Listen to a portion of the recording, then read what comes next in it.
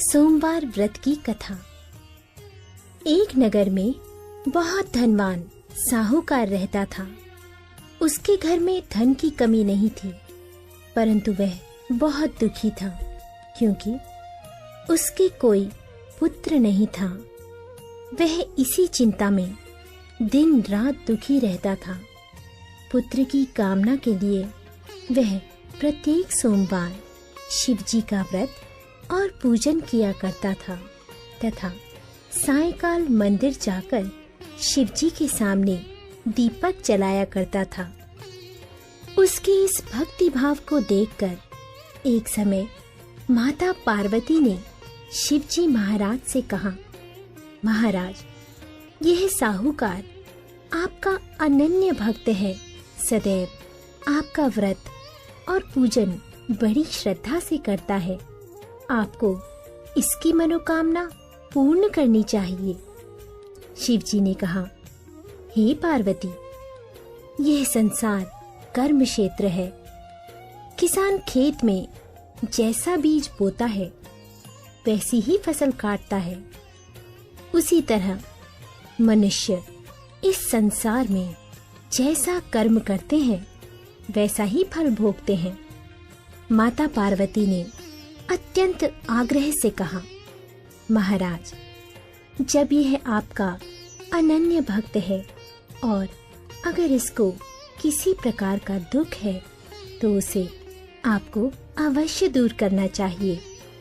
आप तो सदैव अपने भक्तों पर दयालु होते हैं और उनके दुखों को दूर करते हैं।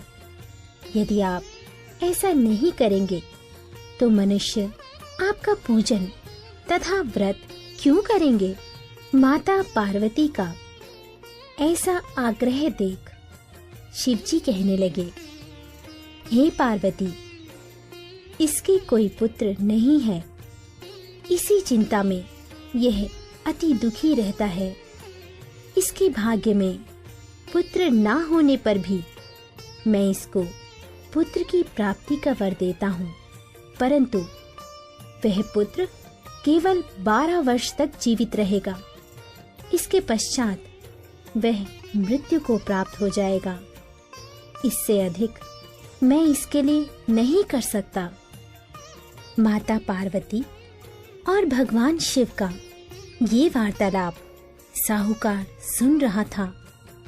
इससे उसको ना ही कुछ प्रसन्नता हुई और ना ही कुछ दुख हुआ। वह पूर्व की तरह शिव जी का व्रत और पूजन करता रहा।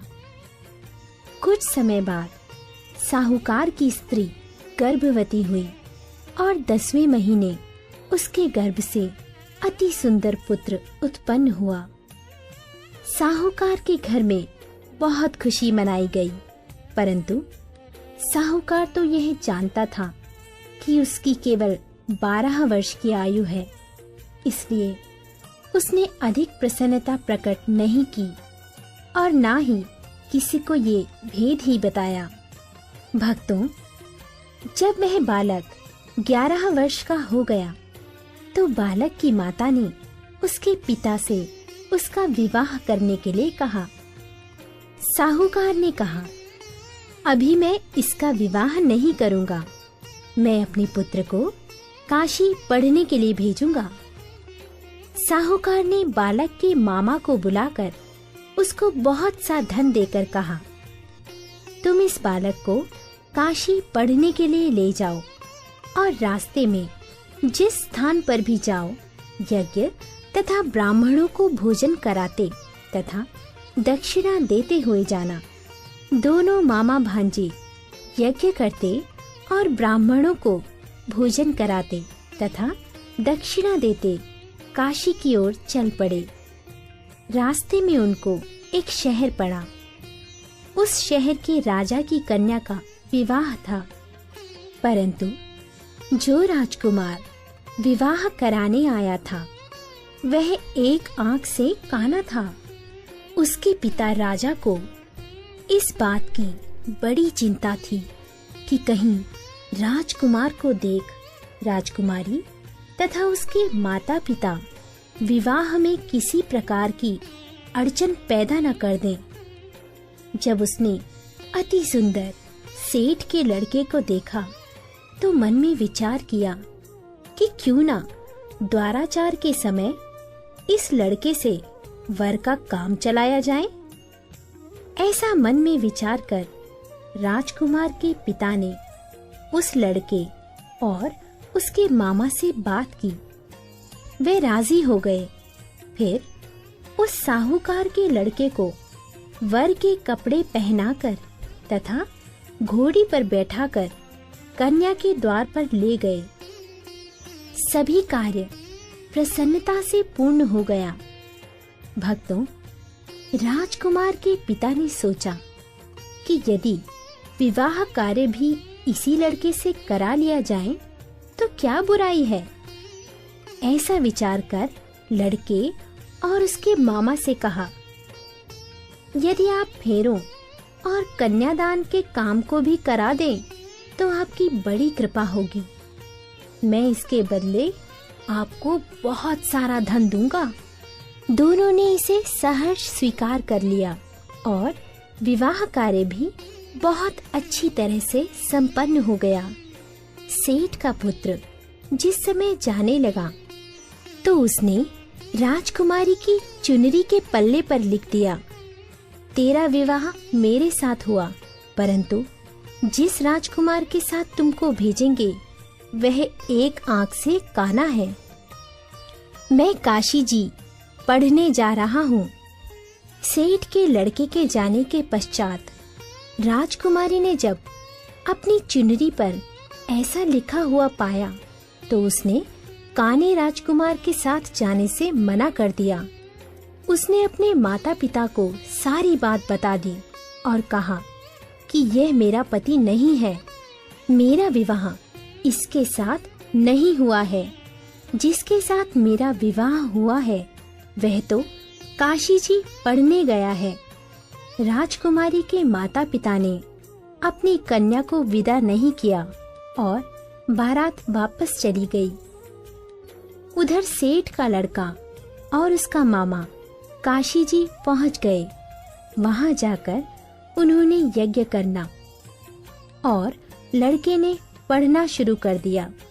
जिस दिन लड़की की आयु 12 साल की हुई उस दिन उन्होंने यज्ञ रचा रखा था। लड़के ने अपने मामा से कहा, मामा जी, आज मेरी तबीयत कुछ ठीक नहीं है। मामा ने कहा, अंदर जाकर सो जाओ। लड़का अंदर जाकर सो गया और थोड़ी देर में उसके प्राण निकल गए। जब उसके मामा ने आकर देखा कि उनका भांजा मृत पड़ा है तो उनको बड़ा दुख हुआ। उन्होंने सोचा कि अगर मैं अभी रोना पीटना मचा दूंगा तो यज्ञ का कार्य अधूरा रह जाएगा। अतः उसने जल्दी से यज्ञ का कार्य समाप्त कर ब्राह्मणों के जाने के बाद रोना पीटना शुरू कर दिया। संयोगवश उसी समय शिव पार्वती उधर से जा रहे थे। जब उन्होंने जोर जोर से रोने की आवाज सुनी तो पार्वती जी कहने लगी, महाराज, कोई दुखिया रो रहा है, इसके कष्ट को दूर कीजिए। जब शिव पार्वती वहां पहुंचे तो उन्होंने पाया कि वहां एक लड़का मृत पड़ा था। माता पार्वती कहने लगी, महाराज, ये तो उसी सेठ का लड़का है जो आपके वरदान से उत्पन्न हुआ था। शिवजी ने कहा, हे पार्वती, इसकी आयु इतनी ही थी, वह ये भोग चुका।